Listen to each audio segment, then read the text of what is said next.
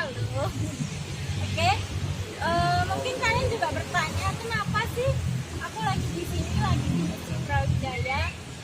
Sebelum kita mengupas sejarah tentang museum ini, baiknya kita memperdalam dulu yuk potensi apa aja yang ada di Kota Malang ini. Ayo teman-teman, cuacanya sangat mendukung ya. Selanjutnya yaitu aku akan berbagi informasi tentang potensi-potensi yang ada di Malang. Mungkin kalian sudah tahu ya, potensi-potensi yang ada di Malang itu sangat banyak.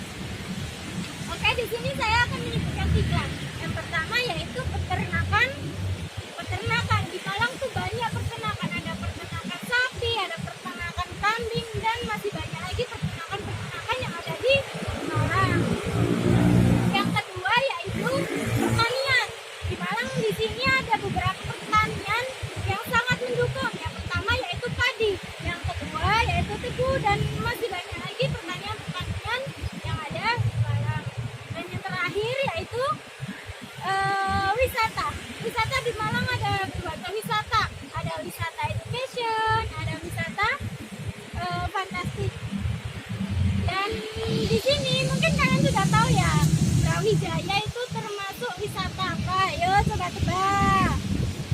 Oke, benar. Brawijaya termasuk wisata education. Yuk kita belajar lagi tentang Museum Brawijaya. Selanjutnya yaitu pertanian. Ya, pertanian di sini di Malang tuh ada beberapa pertanian. Yang pertama yaitu padi. Tuh teman-teman bisa dilihat kan, itu ada bapak petani yang lagi mengurusi padi. Selanjutnya yaitu pertanian tebu. Di situ ada pertanian tebu ya, bisa kita lihat teman-teman. Pertanian tebu di situ ada tebu yang masih kecil dan ada tebu yang sudah bisa untuk dipanen.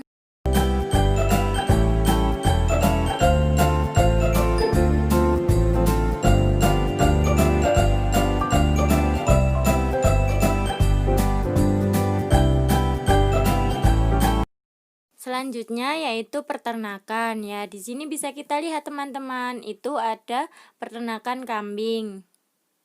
Ya, bisa kita lihat sama-sama.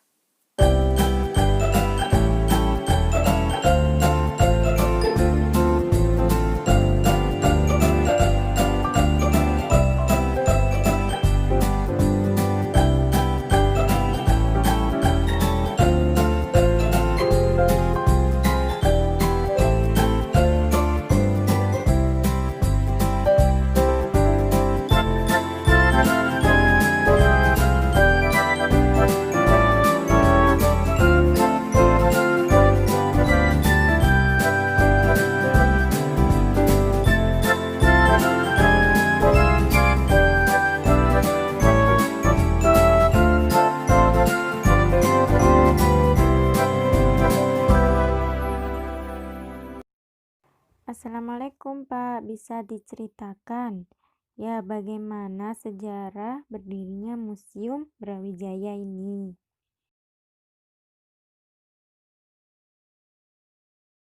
Wabarakatuh ya, selamat siang. Saya ucapkan terima kasih sudah berkunjung ke Museum Brawijaya Kota Malang. Jadi awal berdirinya museum itu atas gagasan atau ide dari Bapak Brigjen TNI Surahman pada tahun 1962. Yang mana saat itu Pak Surahman ingin mendirikan sebuah museum di Jawa Timur ya. Kemudian Pak Surahman itu berkeliling ke beberapa kota yang ada di Jawa Timur. Setelah berkeliling, dipilihlah Kota Malang saat itu. Yang kelak punya rencana akan dibangun sebuah gedung museum. Pada tahun 1967 dibangunlah gedung museum ini. Ya, gedung museum ini dibangun. Dulu namanya Jalan Indrogilo, kalau sekarang Jalan Ijen. Dengan luas area 10.500 meter persegi, luas bangunannya 3.200 meter persegi. Pada saat itu mendapat bantuan dana dari seorang pengusaha hotel yang ada di Kota Pandan saya. pada Pandaan, yaitu namanya Bapak Muhammad Salim Marta. Pada tanggal 4 Mei 1968, museum ini diresmikan oleh Bapak Kolonel Dr. Suwondo, yang mana pada saat peresmian itu diberi sesanti atau semboyan Citra Utapana Cakra, ya, yang artinya sinar yang membangkitkan kekuatan. Museum ini memiliki 5 lokasi. Lokasi yang pertama namanya Taman Halaman Depan.